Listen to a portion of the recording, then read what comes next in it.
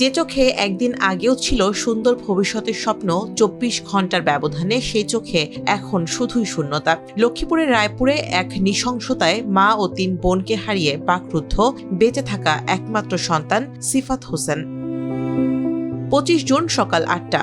প্রতিদিনের মতোই ঘর থেকে বের হয়ে রড সিমেন্টের দোকানে কাজে যান সিফাত। বেলা ১১টার দিকে হঠাৎ এক ফোনেই ওলটপালট হয়ে যায় তার চেনা পৃথিবী।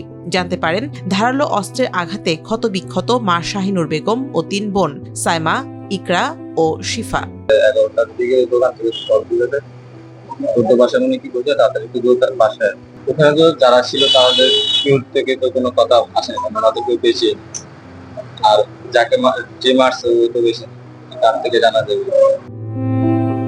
লক্ষ্মীপুরের রায়পুর পৌরসভার ধানহাটা সড়কের আমিন হোসেন মাস্টারের ভাড়া বাসায় থাকতেন সিফাত ও তার মা এবং ৩ বোন। বৃহস্পতিবার সকালে বাড়িতে ঢুকে শাহিনুর বেগম ও তার ৩ মেয়ে সাইমা, ইকরা ও শিফাকে এলোপাথারি কুপিয়ে হত্যা করা হয়। পরে চিৎকারের শব্দে স্থানীয়রা ছুটে আসে। এই ঘটনায় জড়িত সন্দেহে অন্তর মজুমদার নামে একজনকে গণপিটুনি দেয় স্থানীয়রা। পরে হাসপাতালে চিকিৎসাধীন অবস্থায় মারা যান তিনিও। ঘাতকের মৃত্যু হলেও বিচার চাওয়ার শক্তিটুকু হারিয়েছেন স্বজনরা। মেয়ে মারা গেছে, আমার নাতি মারা গেছে, ৩ জন। মানে বিচার আর যাওয়া আমার মাইয়া আর নাতি নাতি যার পাইতাম না। মানে বিচার যার কি করি আর চিন্তা কি করি, বিচার বিচার করবো কারণ কি। স্থানীয়রা জানান ৭ বছর আগে সিফাতের বাবা কামাল হোসেন উপজেলার মোল্লারহাট এলাকায় বিদ্যুৎ স্পৃষ্ট হয়ে মারা যান।